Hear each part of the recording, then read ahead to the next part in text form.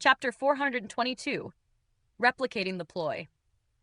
If we go 3 kilometers down this street, there's an old house in an alley, and inside the yard of that house is a well, at the bottom of which is one of the bases of the array.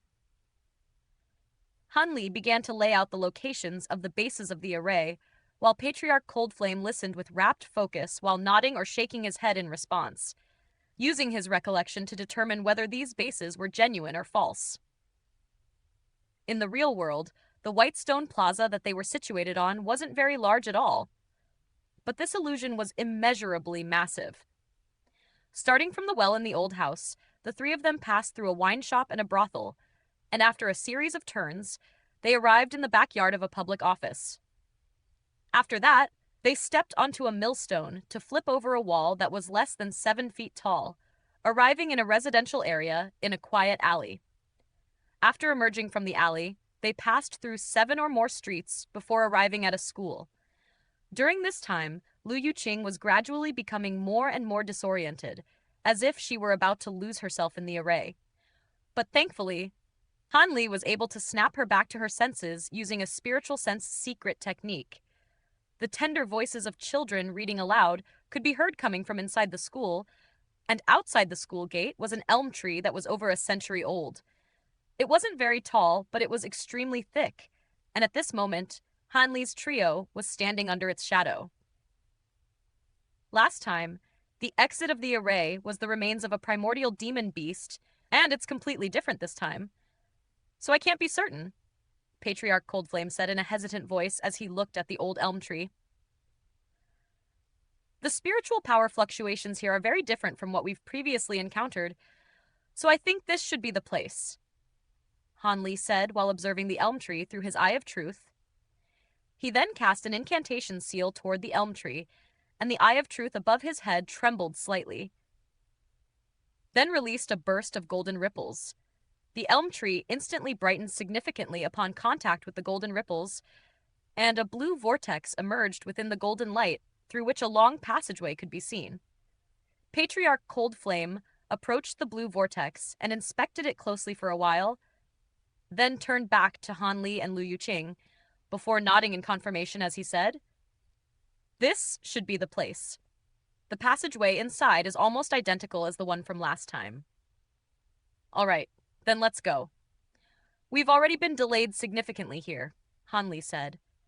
The eye of truth above his head faded as he spoke, and Patriarch Coldflame led the way into the blue vortex, followed by Lu Yuqing, while Hanli brought up the rear. A few minutes later, a burst of peculiar fluctuations spread through the air above the plaza, and Hanli's trio stumbled out into the open. After taking a moment to steady himself, Patriarch Coldflame immediately began looking around, but didn't find Xianxia. "Save your energy. He's a master in arrays to begin with, and he's already passed through this array once before, so he's definitely already emerged ahead of us, and he should be on his way to the palaces by now," Hanli said, then turned around to look at Plaza again with his bright sight spirit eyes. The mist here was churning violently, and that, coupled with the chaotic spiritual power fluctuations emanating out from within, clearly indicated that Shui Han had also made his way into the array. "Let's get out of here while Shui Han is still trapped in the array. Take me to where the great universe origin arts is," Hanli said to Patriarch Coldflame. Patriarch Coldflame nodded in response, then led the way toward the 3 palaces. The central palace in the triangular formation was the one that was closest to Hanli's trio, and it was significantly taller than the 2 behind it. In front of the palace were 10 golden pillars with countless runes inscribed upon them, and they had an extremely antiquated appearance. The main gate of the palace was over 100 feet tall and entirely constructed from gold, and it was also riddled with runes. The left half of the gate was slightly ajar, and a section of its surface was charred black. "This palace is just a trap. There's nothing inside aside from 2 puppets," Patriarch Coldflame said, then skirted around the central palace as he made his way toward the palace on the right. "Was the restriction on that palace destroyed the last time you came here?" Lu Yuqing asked. "Do you recall how I said that a total of 4 of us emerged from the illusory array? The other 2 died in there," Patriarch Coldflame replied.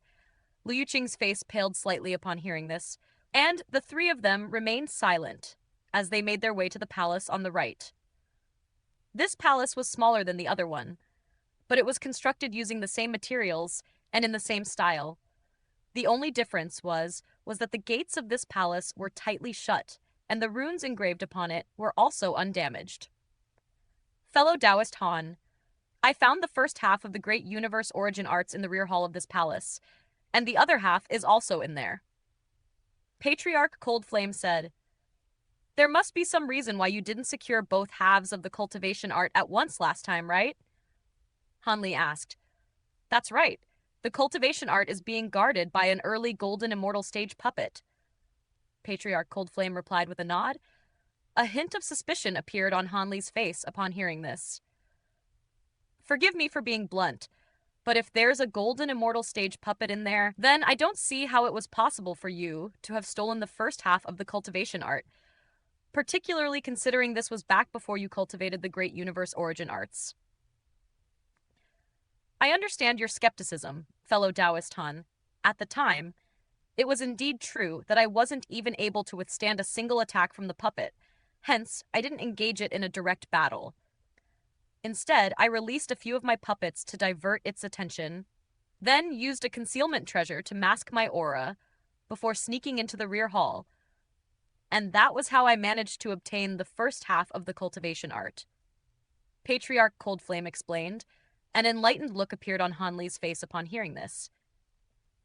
Aside from some special puppets that possessed high levels of intelligence, like Taoist Shy, puppets were generally rather lackluster at sensing auras. So if Patriarch Coldflame had an aura concealment treasure, then there was indeed a chance that he could have snuffed past the puppet. However, as soon as I secured the stone slab that contained the first half of the great universe origin arts, the puppet immediately detected my presence, and I was severely injured after taking just a single punch from it. Fortunately, for some reason, it didn't chase me out of the hall, and that's the only reason I managed to survive. Patriarch Coldflame recounted with a hint of lingering fear in his eyes. What level of intelligence did the puppet possess? Hanli asked. Even though I only had a very brief clash against it, I could tell that it didn't possess much intelligence at all. Otherwise, there's no way that it would have fallen for my crude ploy at distraction, Patriarch Coldflame replied. In that case, it most likely didn't chase you out of the hall as its former owner restricted the area that it could move around in, thereby mandating it to remain in the hall to protect the cultivation art. Hence, it should be a simple task for us to secure the second half of the cultivation art, Hanli said. Are you suggesting that we use the same ploy again? Patriarch Coldflame asked in a rather hesitant voice. That's correct. However, I'll need your help in the execution, Hanli replied. Please tell me what you need me to do. Patriarch Coldflame prompted. Hanli gave Patriarch Coldflame a rundown of his plan, and after listening to what Hanli had to say, Patriarch Coldflame nodded in response to express his approval. Liu Qing had also heard Hanli's plan in its entirety, and after a brief hesitation, she asked, Why have you not involved me in your plan at all, Brother Han? Is it because you think I'm too weak to be of help? That's not the case. Our plan is to infiltrate and steal, rather than confront and rob, so the fewer the number of people we can involve, the better. On top of that, the treasure that we're going after will only benefit fellow Taoist Coldflame and myself, so there's no reason for you to take the risk, Hanli explained. In that case, I'll just focus on staying out of your way, Liu Qing replied with a nod. Hanli and Patriarch Coldflame took a pill each, then took a moment to rest before making their way up the stone steps in front of the palace. The runes on the palace gates were still completely intact, and the spiritual power fluctuations emanating from them indicated that the seal on the gates were still in operation. Hanli examined the runes momentarily to find that it wasn't a very advanced restriction, and he raised a hand to conjure up 5 balls of silver lightning, one on each fingertip. Then, abruptly thrust his palm toward the palace gates. A loud thump rang out, and the gates of the palace instantly swung inward. A deep indentation had appeared on the spot on the gates where Hanli's palm had struck, and the runes there had all been scorched black by the balls of silver lightning. At the center of the palace sat a copper humanoid puppet that was around 10 feet tall, and its eyes suddenly sprang open as a furious look appeared on its chiseled face as it bellowed in a thunderous voice, "All intruders must die." At the same time, its feet clanged against the ground as it rushed toward the palace gates. Han Li took a glance inside the palace, then flicked his fingers through the air several times in succession, and streaks of yellow and azure light flew out of his fingertips before transforming into 7 or 8 giant ape puppets in a flash. However, instead of attacking the copper puppet, all of the giant ape puppets split up and darted away in different directions as quickly as they could.